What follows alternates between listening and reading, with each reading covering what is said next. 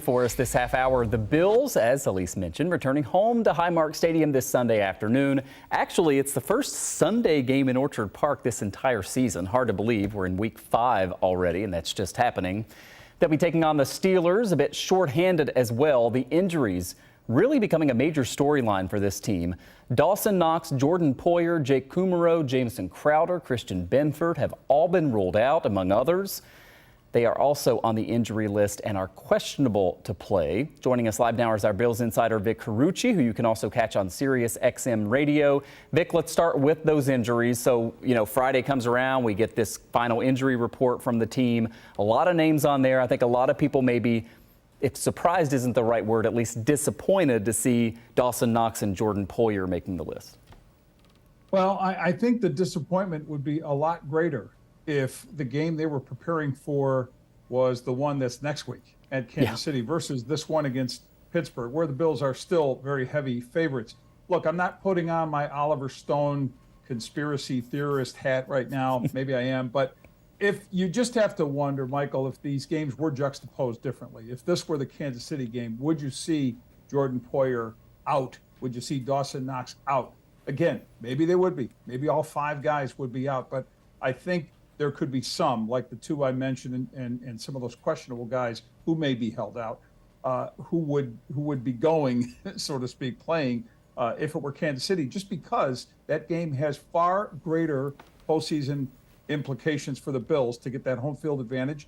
Much tougher opponent. And again, I think the depth has shown, at least the last 2 weeks, even in the loss to Miami, they can handle, and they should be able to handle Pittsburgh minus those starters. Yeah, I don't think that's conspiracy theory at all. I think there's probably a lot of truth to that, Vic. The Bills have put up 114 points through 4 games. The offense doesn't feel as explosive as it did toward the end of last season. What is behind that, you think? Is it just a reflection of, who we've played, how these games have kind of played out, or is there any reason to believe that the offense is not going to be as explosive as maybe we thought it would be? Well, statistically, it's still right there, number 1 in total yards. I think number 2 in scoring.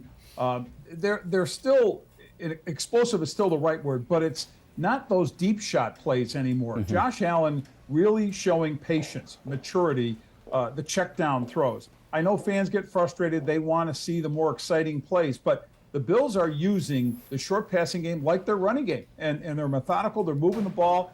Credit Josh Allen for, and he'll say this, for being a guy who now looks for available passes rather than trying to force the deeper ones. We mentioned, of course, the injuries. The Bills are depleted, but still a 14-point favorite. We talked on the show here yesterday. The Steelers have never been a 14-point underdog in the storied franchise's history, the last NFL team to hit that mark. But here we are, right? Bills certainly favored to win this game. Of course, we remember last year the Steelers came up here and won the game. They do have a rookie quarterback taking his first start. You mentioned the Chiefs next week. How do you think the team is doing at making sure you stay focused on this game this weekend, playing an inferior opponent, but sometimes those games can be scary? Yeah, Michael, that's the thing. The focus has to be there, and that's on Sean McDermott, coaching staff, to keep everyone dialed in, to not look ahead. There will be great temptation to do that. Kenny Pickett, the rookie quarterback coming to town, I think he's in for a real rude awakening with crowd noise, with the Bills' defense, all the confusion that I think Leslie Frazier's scheming is going to do to disguise coverages and all those things in fronts. The real problem with the Steelers, you mentioned last year's game. Ben Roethlisberger was not the reason that they won that game, the future Hall of Famer. The Steelers won that game. The reason was their defense, and especially T.J. Watt. He is still injured. He's out, torn pectoral muscle from week 1. So the defense fell off a cliff, basically, from that point on. And I think that's as large a reason, if not larger, than the rookie quarterback making his first NFL start Sunday. I hope my family members who are big Steelers fans are watching us streaming online right now as I say, go Bills. They know this is going to be a tough one for them. Vic Carucci is our 2 on your side Bills insider. Have a great weekend, Vic. Good to see you. All right, you too, Michael.